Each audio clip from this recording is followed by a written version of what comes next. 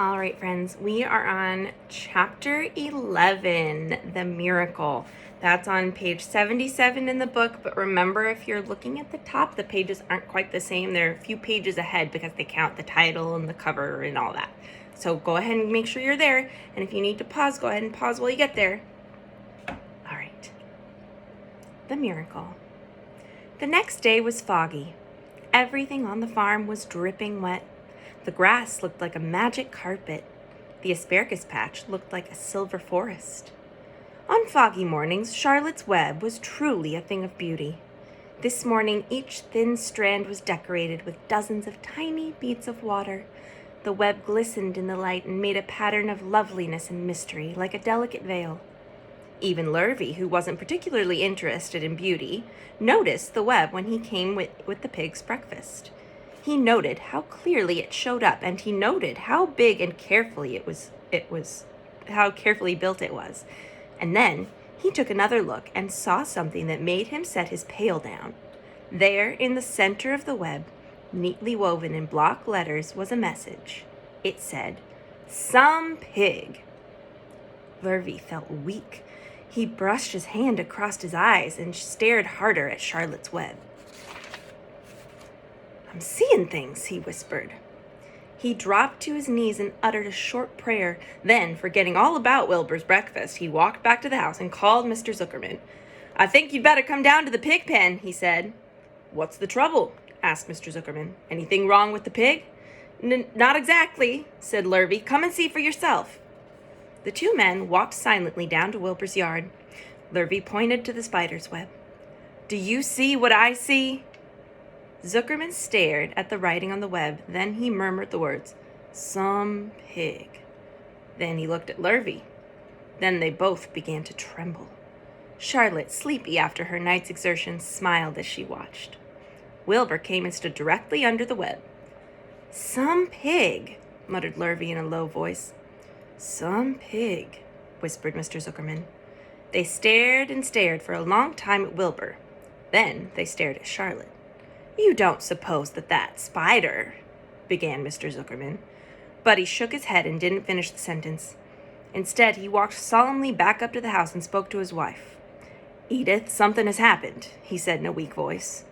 He went to the living room and sat down, and Mrs. Zuckerman followed. "I've got something to tell you, Edith," he said. "You'd better sit down." Mrs. Zuckerman sank into a chair. She looked pale and frightened. "Edith," he said, trying to keep his voice steady, "I think you had best be told that we have a very unusual pig." A look of complete bewilderment came over Mrs. Zuckerman's face. "Homer Zuckerman, what in the world are you talking about?" she said. "This is a very serious thing, Edith," he replied. "Our pig is completely out of the ordinary." "What's unusual about the pig?" asked Mrs. Zuckerman, who was beginning to recover from her scare. "Well, I don't really know yet," said Mr. Zuckerman, "but we have received a sign, Edith, a mysterious sign. A miracle happened on this farm. There's a large spider's web in the doorway of the barn cellar right over the pig pen, and when Lurvy went to feed the pig this morning, he noticed the web because it was foggy, and you know how a spider's web looks very distinct in a fog. And right sprang in the middle of the web were the words, 'Some pig.' The words were woven right into the web. They were actually part of the web, Edith. I know because I've been down there and seen them. It says 'Some pig' just as clear as can be. There can be no mistake about it. A miracle has happened and a sign has occurred here, on Earth, right on our farm. We have no ordinary pig." "Well," said Mrs. Zuckerman, "it seems to me you're a little off. It seems to me we have no ordinary spider." "Oh no," said Mr. Zuckerman. "It's that pig that's unusual. It says so right in the middle of the web." "Maybe so," says Mrs. Zuckerman. "Just the same, I intend to have a look at that spider." "It's just a common gray spider," said Zuckerman. They got up, and together they walked down to Wilbur's yard. "You see, Edith, it's just a common gray spider." Wilbur was pleased to receive so much attention. Lurvy was still standing there, and Mr. and Mrs. Zuckerman, all three, stood for about an hour, reading the words over the web over and watching Wilbur. Charlotte was delighted with the way her trick was working. She sat without moving a muscle and listened to the conversation of the people. When a small fly blundered into the web just beyond the word pig, Charlotte dropped quickly down, rolled the fly up, and carried it out of the way. After a while, the fog lifted. The web dried off, and the words didn't show up so plainly. The Zuckermans and Lurvy walked back to the house. Just before they left the pig pen, Mr. Zuckerman took one last look at Wilbur. "You know," he said in an important voice, "I've thought all along that that pig of ours was an extra good one. He's a solid pig. That pig is as solid as they come. You notice how solid he is around the shoulders, Lurvy?" Sure I do," said Lurvy. "I've always noticed that pig. He's quite a pig." "He's long and he's smooth," said Zuckerman. "That's right," agreed Lurvy. "He's as smooth as they come. He's some pig." When Mr. Zuckerman got back to the house, he took off his work clothes and put on his best suit.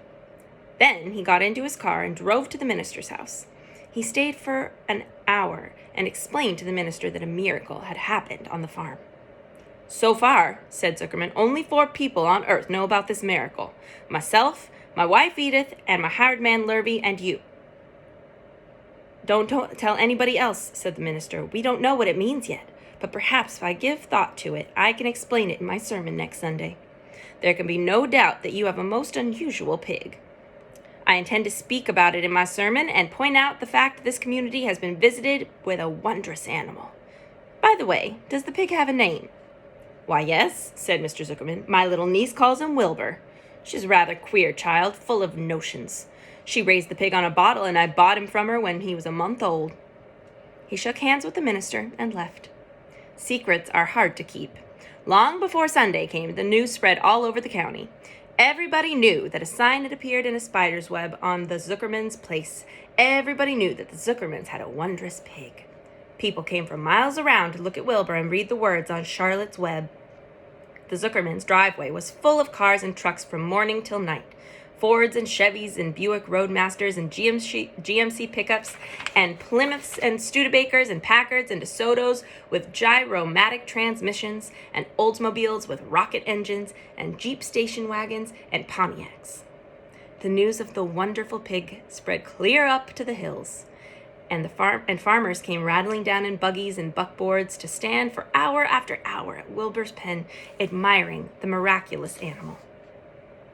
All said they had never seen such a pig before in all their lives. When Fern told her mother that Avery had tried to hit the Zuckerman spider with a stick, Mrs. Arable was so shocked that she sent Avery to bed without any supper as punishment. In the days that followed, Mr. Zuckerman was so busy entertaining visitors that he neglected his farm work. He wore his good clothes all the time now, got right into them when he got up in the morning.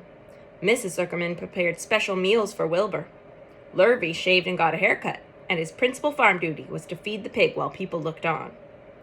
Mr. Zuckerman ordered Lurvy to increase Wilbur's feedings from 3 meals a day to 4 meals a day.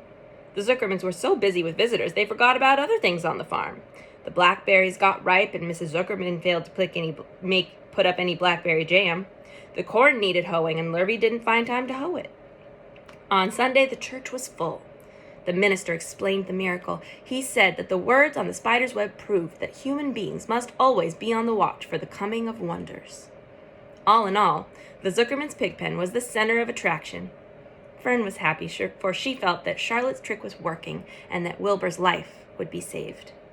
But she found that the barn was not nearly as pleasant. Too many people.